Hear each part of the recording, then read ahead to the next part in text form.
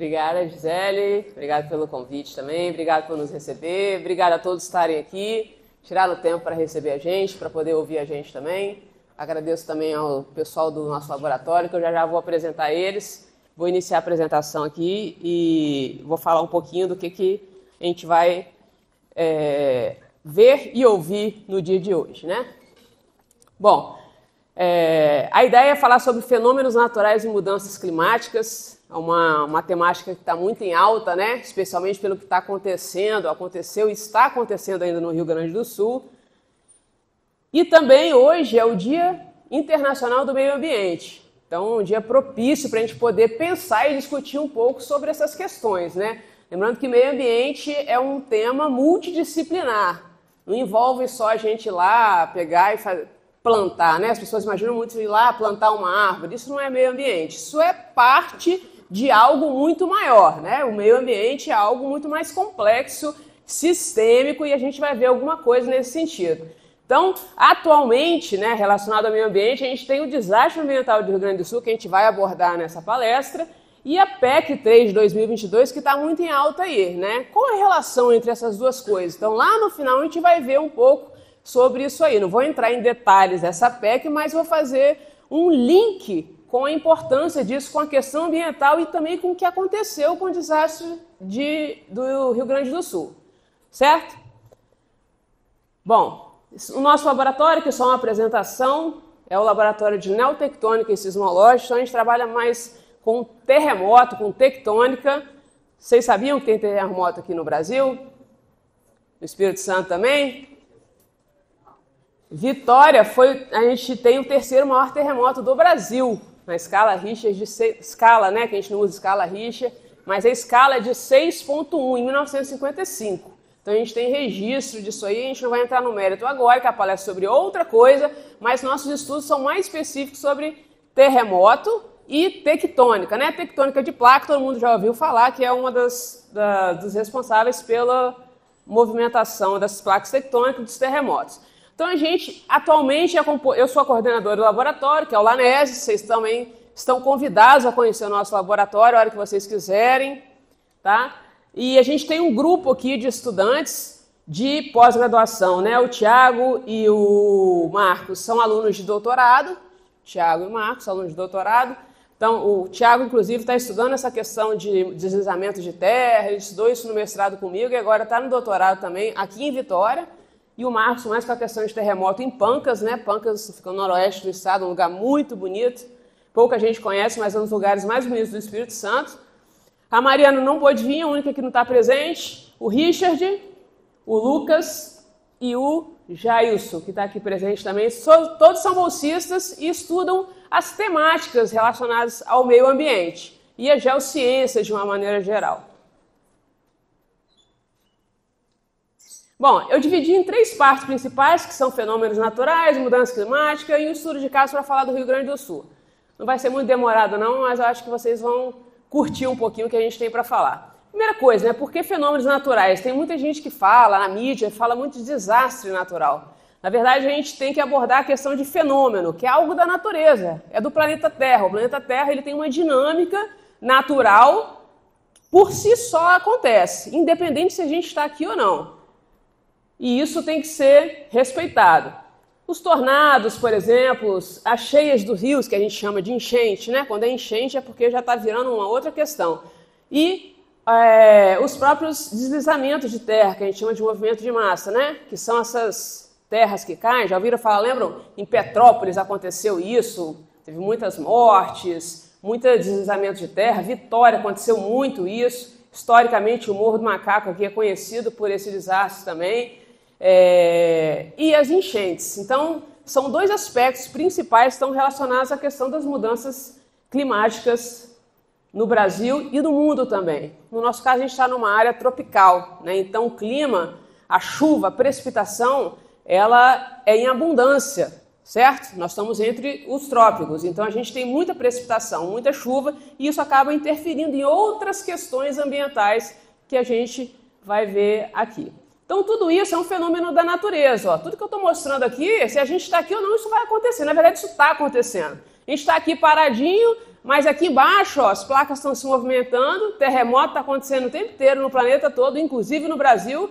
A gente aqui não está sentindo, mas tem local que está sentindo. Monção está acontecendo no meio do oceano, então ninguém sente nada. E o terremoto é algo importante, que reflete algumas questões sociais também, né? Fala um pouco, Lucas.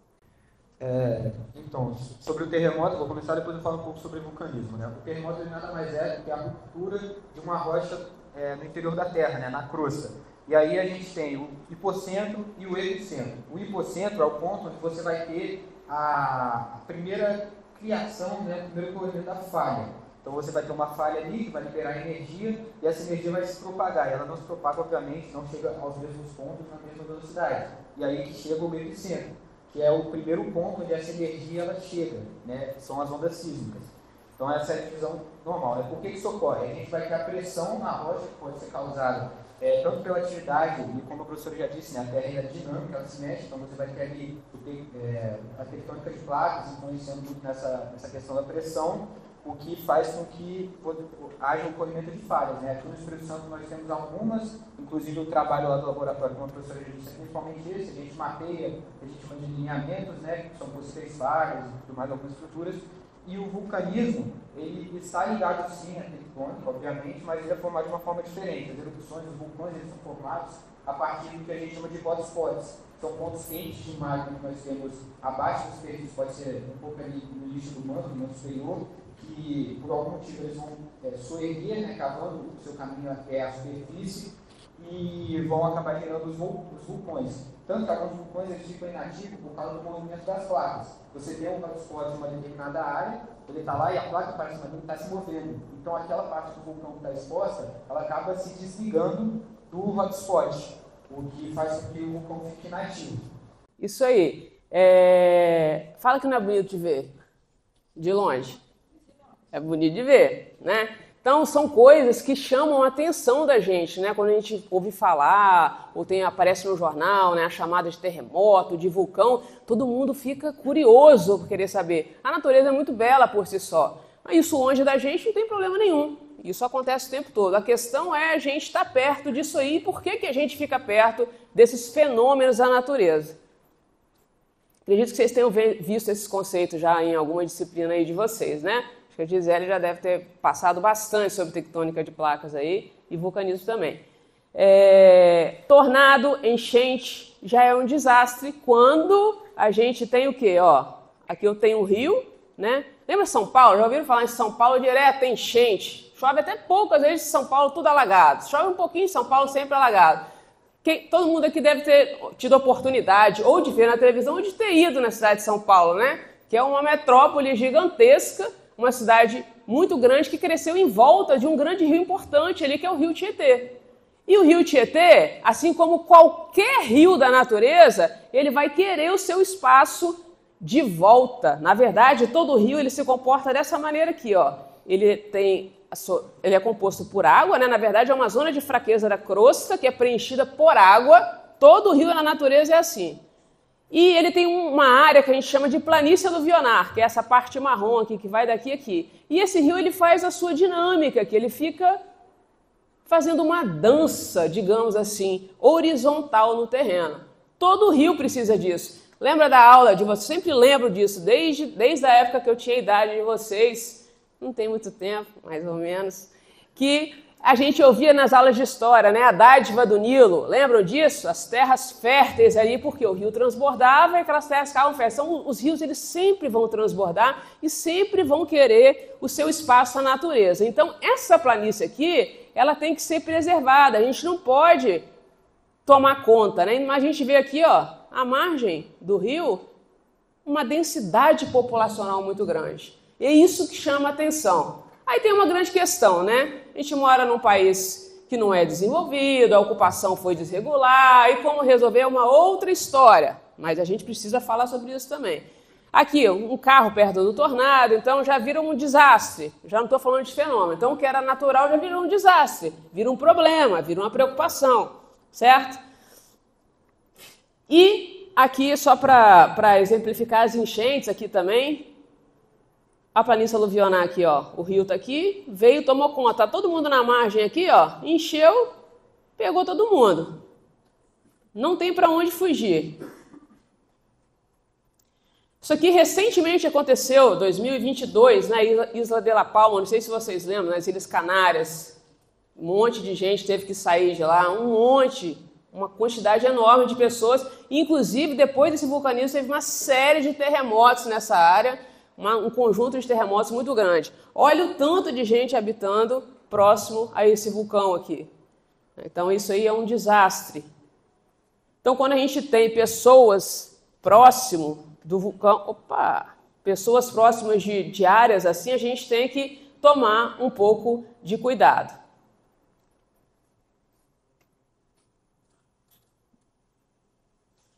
Aqui o terremoto, quando que ele passa a ser um desastre? Por mais, a professora acabou de falar que está acontecendo. Sim, está acontecendo o tempo todo, mas quando ele não está acontecendo numa área que está habitada, ok, é a natureza. A gente não tem como controlar como a natureza vai se comportar.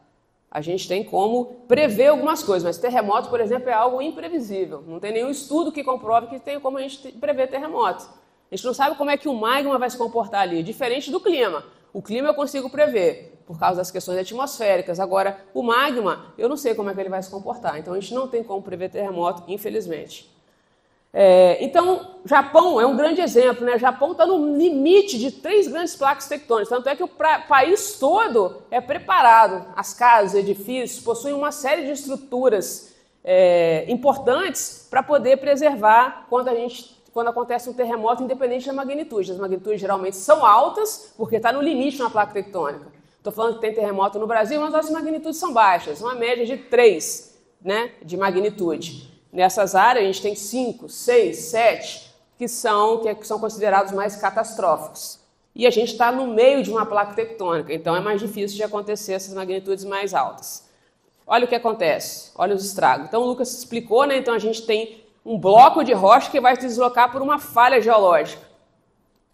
Esses termos talvez não sejam tão comuns para vocês, mas quando tem notícia, né, desses eventos, vocês devem ouvir falar bastante disso daí. Olha o que acontece quando a gente tem uma população morando próximo de uma placa tectônica. Olha a destruição. Destrói uma cidade, destrói um país, destrói várias cidades, é sentido por várias pessoas. E não só as edificações, né? As mortes também. Então a gente tem historicamente vários registros de grandes terremotos no planeta Terra todo. Tsunami. Tsunami nada mais é do que o que antigamente, né, as pessoas chamavam de maremoto. É um terremoto que acontece na água. E aqui a gente está próximo da costa. Então essa água vai acontecer a mesma coisa, né? Um bloco de rocha vai se deslocar e vai ter isso aqui. Não sei se já acompanharam, já viram. Não sei quem gosta de surf aqui. Eu surfo, por exemplo. Eu gosto muito. Quem já ouviu falar daquelas ondas enormes que tem em Portugal e Nazaré? Você já deve ter visto isso, né? Por que tem aquelas ondas enormes? Tem uma explicação geológica. Aí o pessoal aí, ó, quiser fazer geologia, biologia, geografia, essas coisas, é bom conhecer porque tem muita coisa interessante para poder estudar. Pode falar, quer falar? Só uma curiosidade, né? A professora falou, né, que nós temos terremoto evacuatório, já registramos alguns. Vocês sabiam que nós já tivemos um tsunami no Brasil? Nossa. Século XVIII, a gente tem registro de alguns freis que viviam ali em Pernambuco, que eles registraram a ocorrência de tsunami no Brasil. O terremoto que aconteceu não foi aqui, foi um terremoto lá em Lisboa, né, na Europa, que inclusive foi, se não me engano, o terremoto de nova magnitude que já atingiu Lisboa, destruiu a cidade, e o terremoto que ele gerou, o tsunami que ele gerou, atingiu não só a Europa, mas também atravessou todo o oceano e chegou até aqui no Brasil, em Pernambuco. Então nós já tivemos tsunami no Brasil, e quem sabe, né, existe a possibilidade de acontecer mais. Calma aí, Thiago, assustar o pessoal. Calma aí, não é bem assim, né? Já aconteceu uma vez, pode acontecer de novo. A gente volta nesse assunto. Muita gente me pergunta isso. Inclusive, quando aconteceu esse evento de vulcanismo aqui em Isla de La Palma, cogitava essa hipótese de um tsunami acontecer na área, de chegar aqui no Brasil, mas isso foi descartado. Inclusive, eu falei sobre isso na época, em vários momentos, até pela distância, né? Então era mais difícil de acontecer isso aqui. Mas depois eu posso voltar aí, se a gente abrir para discussão sobre o que o Thiago falou. Bom, agora o Thiago vai querer falar também que é especificamente do que ele estuda. A gente está mostrando aqui as coisas que acontecem e a gente estuda o porquê que isso acontece. Então tem cálculos que a gente faz para poder chegar a determinados fenômenos, por que acontece, quando que acontece, quais elementos considerar, qual a área que atinge. Então tem uma série de coisas por trás, né? A gente está trazendo aqui para vocês uma parte um pouco mais mastigada, digamos assim, do que a gente faz. Então, o movimento de massa também aqui no Brasil é um problema, porque a gente tem, como eu falei, tem chuva em abundância, né? Um país tropical que chove muito, diferente da Europa. Não tem muita chuva, cai muita neve, é diferente, né? Aqui a gente tem água em abundância. Então, aí acontece o quê? Você tem uma área que é inclinada, o material, às vezes, ele não é tão coeso, ele é solto. Imagina areia, não estou exagerando, não é isso, mas pode ser também areia de praia. Quando você vai na praia, você pega a areia, ela sai da sua mão, tudo soltinho, né? Então, se eu tenho um material assim, chove muito, acabou, vai embora, leva habitação, as pessoas e tudo mais. Então, aqui são fotos clássicas de eventos que aconteceram aqui no Morro da Carioca. Olha o tanto de gente aqui morando. Isso aqui não é nem um processo, na verdade, isso aqui é a cicatriz do processo, quer dizer, o que ficou marcado. Natal, por exemplo, cartão postal de Natal é aquela foto, podia ter colocado aqui, é aquela fotinha bonita, né? Natal é bonito pra caramba aqui no Brasil. E você tem o que lá? Tem uma cicatriz de deslizamento exatamente na praia. Lembra? É muito parecido com isso aqui. Depois, tenho certeza que todo mundo vai dar um Google lá para olhar. Cartão postal de Natal vai ter isso aqui, só que aqui chega no mar. Né? É um deslizamento clássico que a gente tem ali. E as pessoas, às vezes, nem se atentam, nem sabem disso, né? Aqui, mostrando magnitude, desculpa, que vai contra o terremoto, né? Mas um tamanho maior, numa área maior, pegando uma estrada, né? Tudo aqui é cicatriz desses deslizamentos. Então, as mudanças climáticas, elas têm a ver, então, com a natureza, é um processo natural e é um processo que tem a ver com a sociedade também. Então, é uma temática multidisciplinar. Então, isso não é específico da biologia, da geografia, da geologia, da geofísica. Não é específico disso. É dessas ciências, mas de outras também, da matemática, das engenharias ambientais. Por quê? Porque os cálculos, a gente precisa fazer cálculos para poder prever as coisas. A gente precisa desses outros profissionais para poder interagir com os outros, para poder chegar num diagnóstico completo da área. Como eu disse, o meio ambiente não é só a planta, não é só a árvore, não é só o solo, não é só a rocha. É tudo, inclusive nós. Nós fazemos parte do meio ambiente. Nós somos a natureza também. Né? Tem uma discussão grande sobre isso. Então, a sociedade, né, aí entra mais as ciências humanas, que discute essa questão de habitação, de ocupação, e a questão de diferença social, né? No Brasil, por exemplo, por que a gente ocupa essas áreas, esses morros?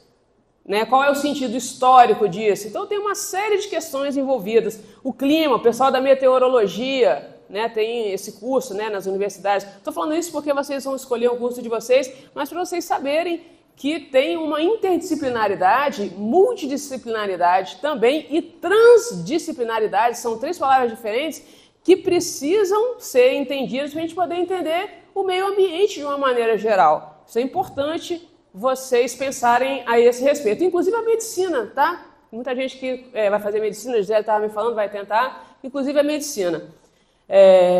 Aqui eu trouxe uma escalinha de tempo geológico, desde que a Terra é Terra. Então a Terra ela tem 4,5 bilhões de anos. Começa aqui e vai até aqui no que a gente chama de quaternário, que é onde a gente está hoje.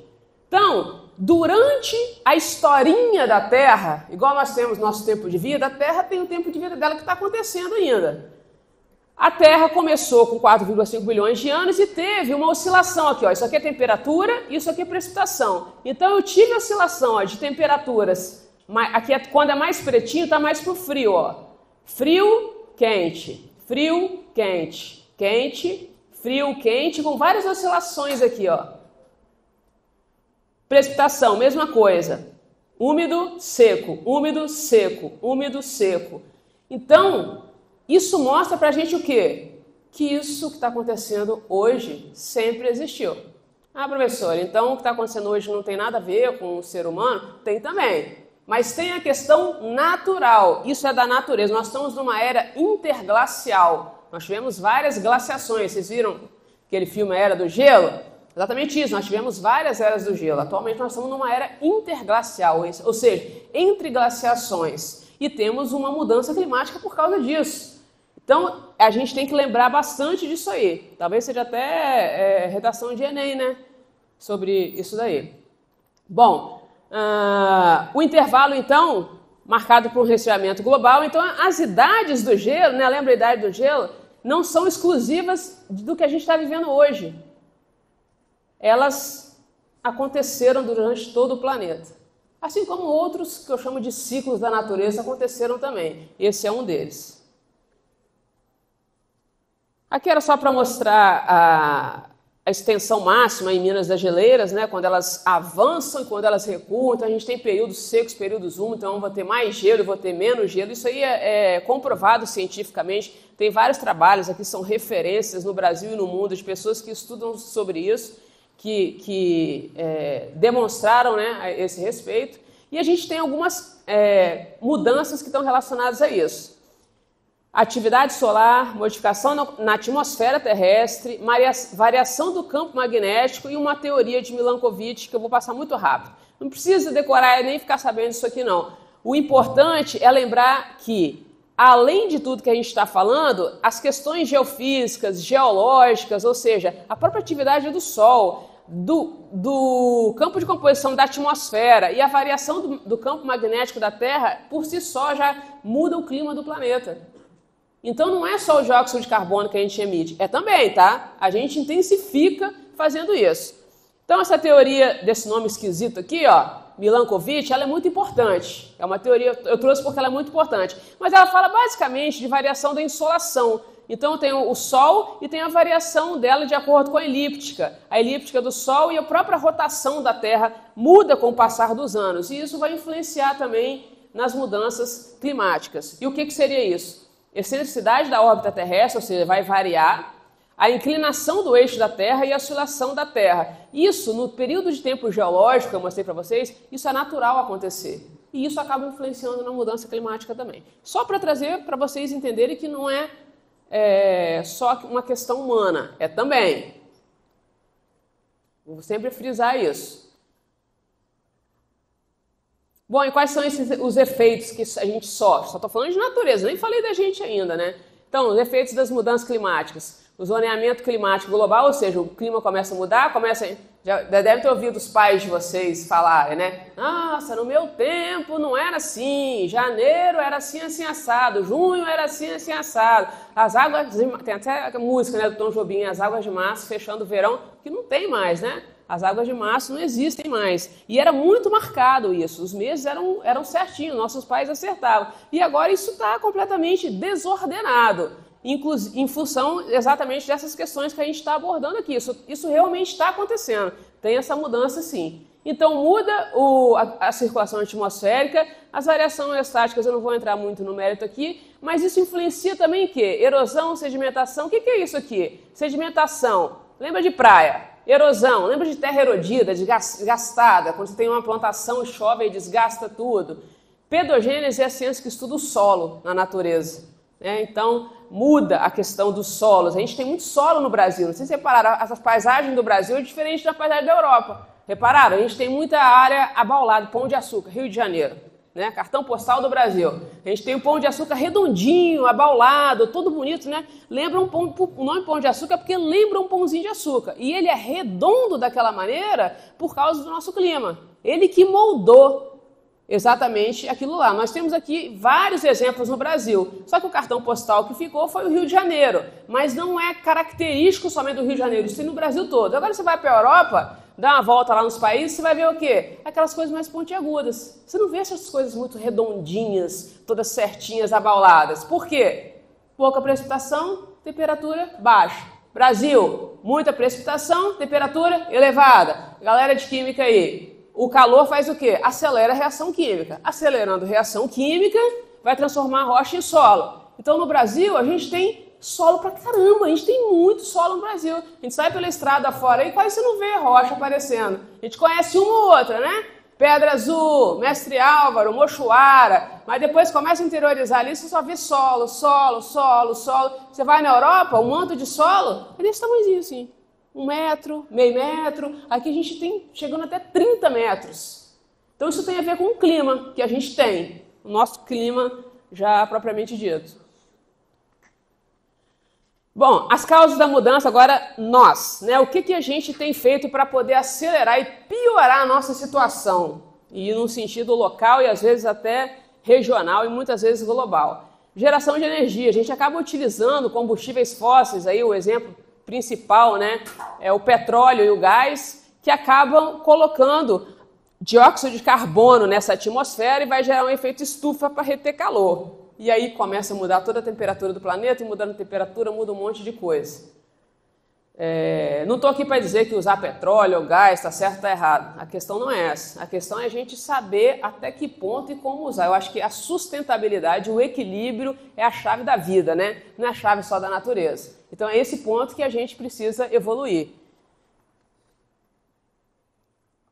Fabricação de produtos usa muitos combustíveis fósseis também, desmatamento florestal. Por quê? As árvores, a vegetação de uma maneira geral, na verdade, elas absorvem dióxido de carbono. Então começa a desmatar, vai ter o quê? Vão absorver muito menos dióxido de carbono. E o efeito estufa vai acontecer o quê? Vai aumentar. Então vai aumentar a temperatura do planeta, por isso que isso está acontecendo.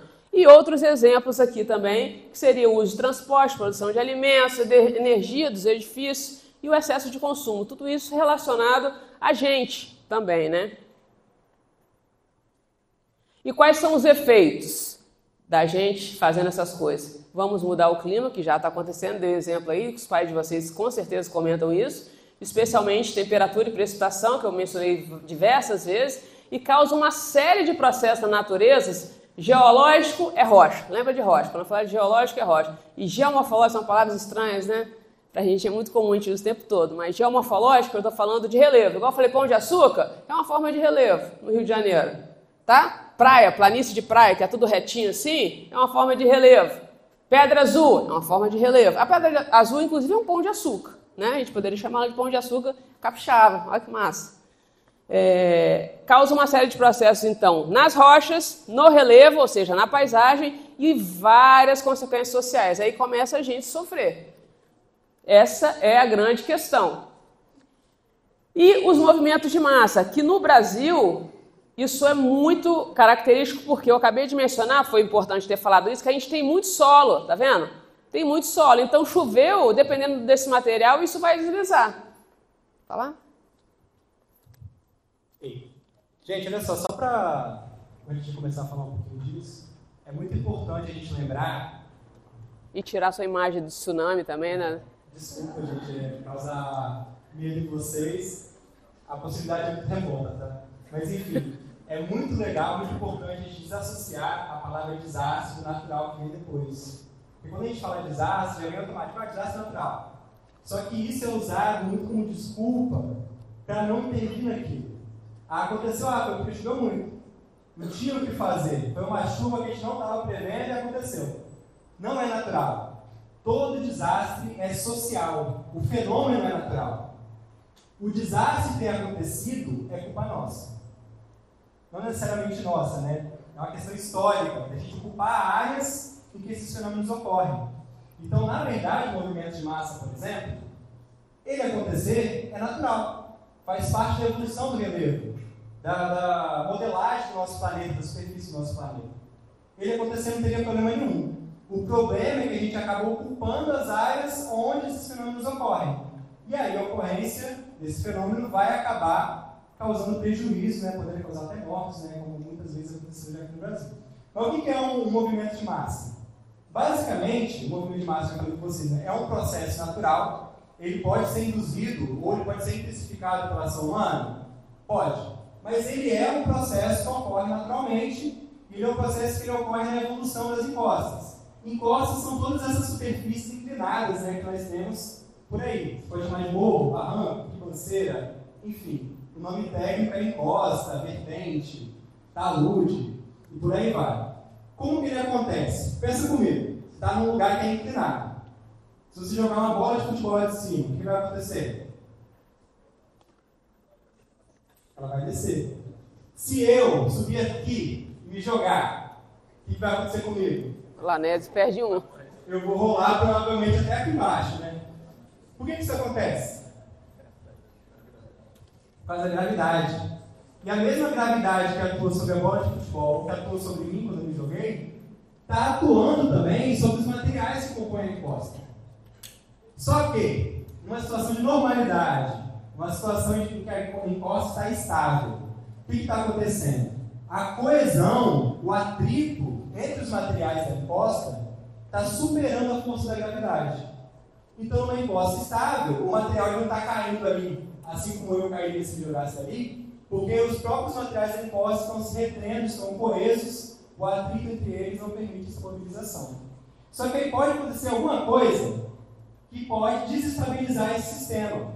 Como, por exemplo, mudança de temperatura, por exemplo. Os materiais eles se expandem numa temperatura alta e se contraem numa temperatura baixa. Então, vamos pensar, por exemplo, uma encosta rochosa. Aqui em Vitória a gente tem muito. Tem o Maciço Central ali em Vitória, né, tem vários bairros ali em torno. Quando os dias vão passando, a temperatura vai aumentando, diminuindo. Então a rocha vai contrai, expande, expande. Vai chegar um momento que ela pode se romper, pode quebrar alguns pedaços. E esses pedaços, pela gravidade, vão acabar descendo. Que são os rolamentos, tombamentos, quedas de rocha, que são alguns tipos de movimento de massa. Além... Tu quer que volte? É que depois eu falo deles. Tá. Mudança de temperatura é uma fator que pode alterar a estabilidade do sistema. A intervenção humana, por exemplo. Você quer construir uma casa na encosta, você vai lá, faz um corte na encosta, você mexeu no sistema. Se você não fizer isso da forma correta, não chamar um engenheiro, um geólogo para olhar aquilo ali, pode ser que você desestabilize a encosta, ela acaba se movimentando, acaba descendo sobre você. E um dos principais fatores também, né, principalmente aqui no Brasil, que faz com que esse sistema seja desestabilizado são as chuvas. Normalmente, quando você vê uma chuva muito forte, você vai ver no jornal que teve algum deslizamento, que vai atingir algum lugar, porque a chuva aqui no Brasil é o principal fator de desestabilização das encostas. Por que isso acontece? Porque que quando o piso está molhado, a galera está limpando, bota aquela plaquinha, piso molhado, para você não passar em cima. Porque se você passar, você vai escorregar. Por que você escorrega quando você pisa no piso molhado e você não escorrega quando você pisa no piso seco? Porque a água ela vai, não tirar o atrito, mas ela vai reduzir o atrito e vai fazer com que você escorregue. Se eu falei que o sistema está estável, porque o atrito entre os materiais está superando a gravidade e a água ela tira o atrito, quando esse sistema ele começa a encharcar com água, esse atrito pode ser reduzido e esse material ele pode se mobilizar. Além da água ser pesada, né? Se você pegar um balde com água, você vê que a água tem um peso considerável. A água está caindo aqui, está infiltrando nesse sistema. Então essa encosta está ficando mais pesada, consequentemente. Além disso, vocês já estudaram o solo provavelmente, né? E vocês viram que os solos eles são compostos de camadas, né? Horizontes. Viram? Viram, né? Só a professora lembra. Enfim, esses horizontes eles são compostos por materiais diferentes, né, possivelmente. Eles têm características diferentes. Uma dessas características que pode ser diferente é a permeabilização. Então, o que acontece?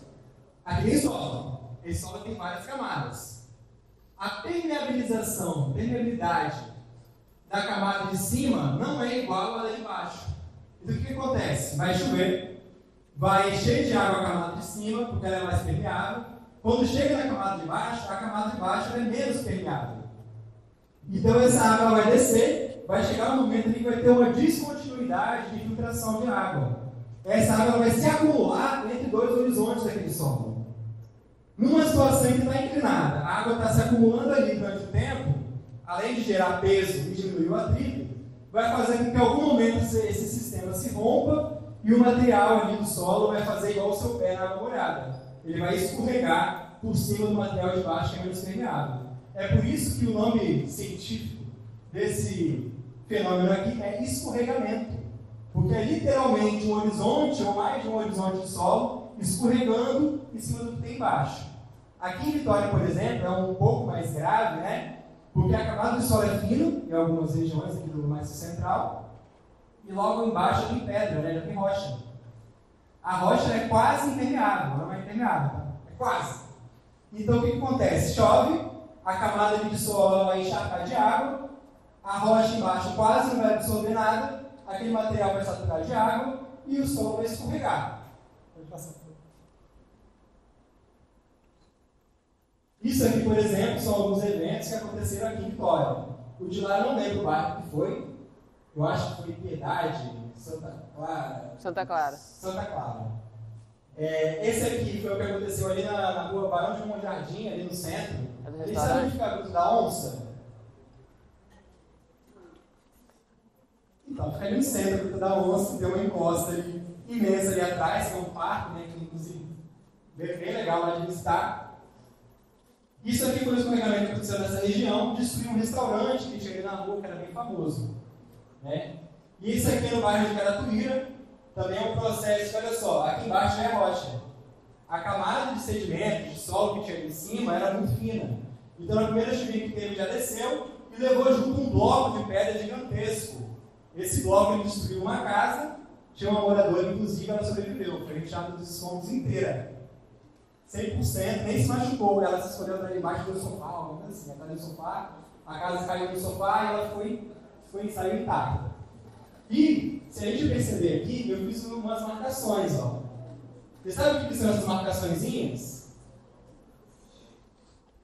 São estruturas geológicas, são fraturas que foram formadas neotectonicamente, né, que é o tema do nosso laboratório, do ciclamento tectônico, foram formados por movimentos da cruz terrestre e estão ali entalhadas nessa rocha. Por que elas são importantes? Tem algum outro aí? Alguma outra imagem? Não. Tem mais um? Não, acho que não. Tinha outra imagem que dava para ver certinho também. O que acontece? Volta? Essas estruturas elas foram formadas há muito tempo atrás, né, antes dessa rocha estar exposta para a gente, só que elas acabam atuando como uma zona de fraqueza dessa rocha. Toda chuva que cair, ela vai passar preferencialmente por essas zonas, porque elas são mais frágeis, né, a chuva consegue destruir com mais facilidade e elas ficam demarcadas na rocha. Então, por exemplo, se nós tivermos uma camada aqui, tudo solo, por exemplo, e a chuva começar a infiltrar, ela vai começar a passar preferencialmente por essa região. Essa região aqui, onde tem essas fraturas, ela vai se saturar com mais facilidade. Ela tem mais possibilidade de ser uma movimentação de massa. Isso aqui é um movimento de massa também, que é chamado de escorregamento rotacional. Esse aqui, diferente daquele que eu falei, que só escorrega, é um bloco inteiro que se desgruda da encosta e ele gira, ele cai girando. Por ele cair girando, ele não vai só cair assim, ele vai cair e ele vai levantar um pedaço no final. Então é muito comum você ver esse tipo de movimento, que aqui embaixo ele forma um calombo no chão, porque ele escorregou tudo ao mesmo tempo, girou para cima e ficou ali escalombando. Obrigada, Thiago. Essa figurinha sempre vai aparecer aqui pra gente quando eu vou falar de enchente, para lembrar da área que o rio ele precisa se movimentar. Aqui ela é mais clara. Ó o rio aqui, a planície zona, aqui o final dela, e ele transbordando. É claro, nesse caso aqui a gente tem plantações, né? Mas mesmo assim teve algum prejuízo possivelmente. Mas é isso que acontece quando a gente tem as cheias dos rios próximos às margens dele. Esse trabalho, inclusive, é do Thiago, né, do mestrado dele. O Thiago atualmente está no doutorado, está desenvolvendo isso mais especificamente. Ele está falando de maciço central de Vitória. Ó. Isso aqui é Vitória. Vitória é uma ilha, né? A gente, na verdade, é uma parte insular, que é a parte da ilha, a parte continental. Então, a gente aqui está na ilha ou está no continente? Continente. A gente está aqui, né? Jardim da Penha está no continente. Jardim da Penha, Jardim Camburi, tudo é área continental. Quando a gente atravessa ali, Ponte da Passagem, Ayrton Senna, tanto é que tem 3 pontes para a gente acessar a ilha. Então, a ilha de Vitória está aqui. O maciço central é porque está no centro. É uma macição, maciço quer dizer algo relacionado à rocha, digamos assim, e são as áreas mais altas da cidade de Vitória. Essas outras são morros menores, mas são áreas, quanto mais escura aqui, são consideradas, que o Thiago chamou na dissertação dele, de áreas de risco geológico, onde pode acontecer esses moronamentos, mas que estão relacionados ao que ele estava chamando das fraturas, das falhas geológicas, enfim. Quem tiver curiosidade, é só entrar no nosso laboratório, que a gente tem o link do trabalho do Thiago lá. Então, a sociedade entra como? Morando nessas áreas. Né? Esse que é o problema, a gente está habitando essas áreas. Essa é a grande questão. E aí vamos para o estudo de casos para a gente encerrar como um exemplo, né, o que está acontecendo no Rio Grande do Sul. Então a gente tem uma forte chuva associada ao El Niño. Na verdade a gente está no final do El Niño, já começando a Laninha aqui, né? Então tem um forte aquecimento do Oceano Atlântico. Ao mesmo tempo a gente tem jatos de umidade da Amazônia que vão ser desviados pelos Andes. Tem uma grande cordilheira aqui, linda. Quem já teve a oportunidade de ir no Chile, deserto do Atacama, é uma área belíssima aqui, né? Por que tem essa cordilheira? Porque tem placa tectônica, placa de Nazca sul-americana. Encontrou duas placas, subiu montanha, igual o Himalaia, né? Então as placas tectônicas, elas, além de causarem terremoto e vulcanismo, elas causam montanhas também, elas geram as montanhas também. Então a gente tem uma imensa cordilheira aqui, que ela acaba desviando, e essas nuvens elas vão ser despejadas no Rio Grande do Sul. Então, geograficamente, o Rio Grande do Sul, ele teve um pouco de azar do ponto de vista geográfico. A localização dele acabou permitindo essa complexidade climática acontecer e se concentrar ali. Mas não foi só isso. Isso foi a primeira coisa. O que a gente tem depois também? A gente tem o relevo e as rochas, né? Aqui um esquema para mostrar que a gente tem a parte aqui, um mapa do Rio Grande do Sul, né? O estado todo do Rio Grande do Sul, uma área mais alta, que são as planadas araucárias, as rochas vulcânicas conhecidas ali. Aqui começam a ficar as áreas mais baixas. Então eu tenho a área bem alta, dá para ver o relevo mais ou menos em 3 dimensões aqui, em 2 dimensões, na verdade, né? Aqui a área mais baixa e vai ficando mais baixa aqui a Lagoa dos Patos, conhecida, né? O Rio Guaíba é mais ou menos aqui. E o que acontece? Essa água toda que veio de lá, veio da parte alta, das cabeceiras do rio, e foi drenando para a parte baixa. E Porto Alegre está aqui. Por isso que na região metropolitana de Porto Alegre foi pior. Está numa área muito baixa e recebeu todo mundo. Aquela galera toda de chuva que estava vindo, veio e desagou aqui. Então, tem o rio ali, encheu o rio, o que aconteceu? Pegou a planície aluvionar que a gente acabou de ver, que era do rio, e aí aconteceu a enchente. Se não tivesse ninguém morando ali, não ia ser nada demais, era só um fenômeno da natureza. Jefferson. Rapidamente. Bom, como o professor falou, a gente viu que tem vários fenômenos naturais, então a gente não tem como mudar isso, é uma dinâmica natural do planeta. E aí, para explicar um pouco da enchente do Rio Grande do Sul, a gente também entra com a parte de hidrologia, e para quem não sabe, a gente tem uma bacia de drenagem. O que é isso? Nada mais do que uma bacia hidrográfica, onde ela é delimitada pelo relevo e pelos seus afluentes, que quando chove muito, essa água toda vai para o rio principal. No caso, esse rio principal, ele acaba desaguando uma área mais baixa. Então, ali no Rio Grande do Sul, a gente tem uma área de vale, onde a gente tem muita chuva, que foi ocasionada nessas cabeceiras, e essa água chegou toda, de repente, em uma área mais baixa. Então, a gente tem um fluxo de entrada muito grande e um fluxo de saída baixo. E ali, nessas áreas, a gente tem as cidades, que elas estão construídas em uma bacia aluvional, ou seja, uma bacia de inundação. Então, o próprio homem ele se coloca em situação de vulnerabilidade. Então, isso acaba se tornando um desastre natural por isso, pelo meio social. E aí, como a gente pode ver, são alguns principais rios do Rio Grande do Sul. E aí a gente vê que ele deságua no Rio Guaíba, que fica ali em Porto Alegre, e depois na Lagoa dos Patos. Então, o Rio Guaíba ele também teve uma área que foi totalmente aterrada, acabando diminuindo essa área do Rio Guaíba, o que facilitou ainda mais essa inundação. E a Lagoa dos Patos, a gente tem um problema também, que ela tem uma vazão muito pequena para o mar. E aí a gente tem um outro fenômeno natural, que foi no Centro-Sul, que ainda proibiram a saída dessa água. Então, a gente tem fenômeno natural associado ao fenômeno, ao desastre natural, ou seja, o homem mesmo que se coloca em situação de vulnerabilidade.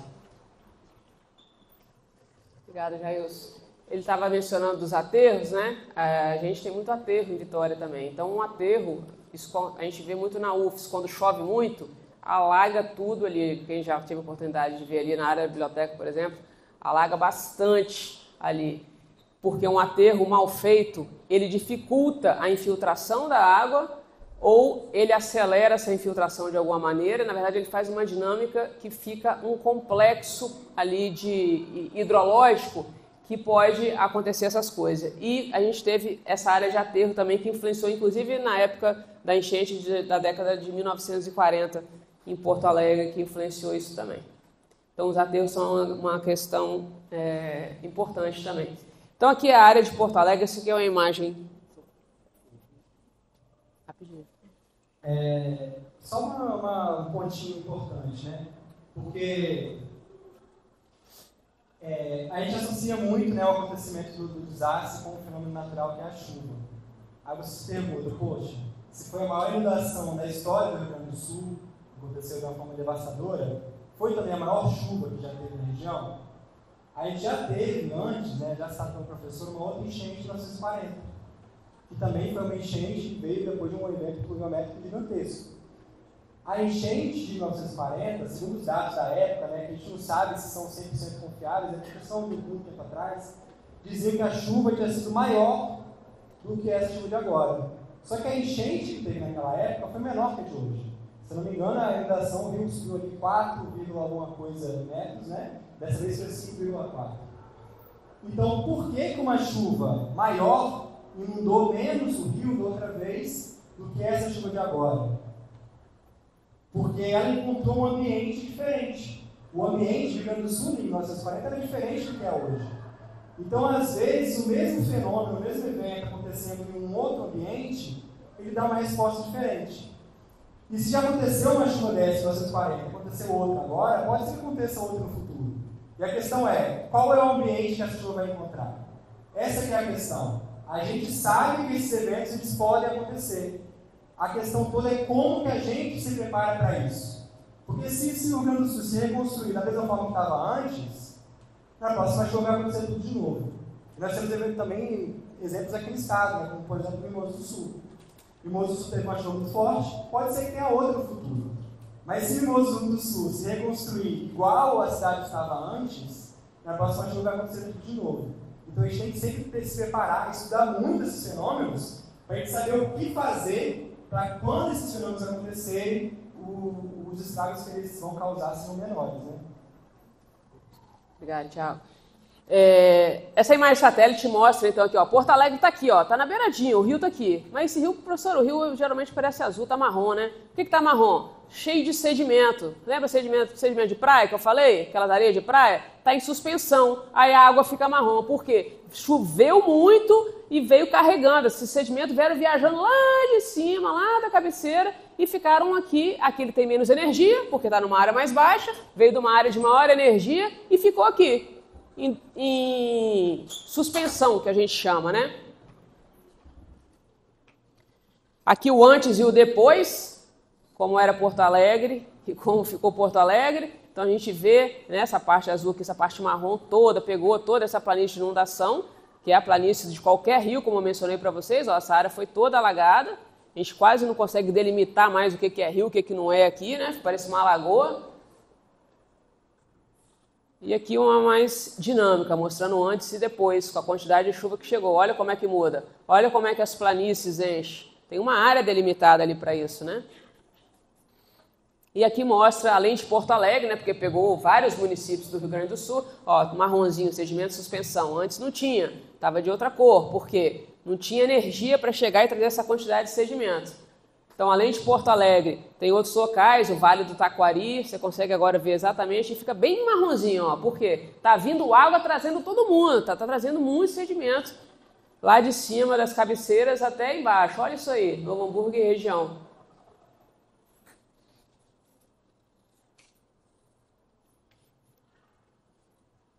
E São Leopoldo também foi muito atingido, tem sido muito divulgada essa área também, que foi muito castigada. Então, a gente, é o que o Thiago falou, né? Hoje é uma outra cidade urbanizada de uma outra maneira, então as consequências foram muito piores, né? Além do clima também já está diferenciado, né?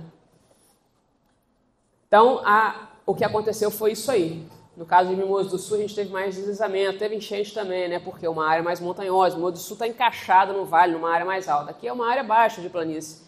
A gente tem, então, a cidade toda alagada, as pessoas desesperadas, saindo, perdendo suas coisas, saindo de casa, pegando doença, monumentos históricos importantes. Então, o que fazer para evitar isso? Essa é a grande questão, né? O que a gente pode fazer? Então, uma das soluções, né, que é um dos projetos que a gente está montando agora para financiamento do governo do Estado, inclusive, fazer um mapa, delimitar essas áreas e dizer, olha, já que as pessoas estão morando ali, não tem como a gente chegar e falar, olha, todo mundo tem que sair. É difícil dizer isso. Imagina alguém chegar para você e falar, olha, você tem que sair da sua casa agora.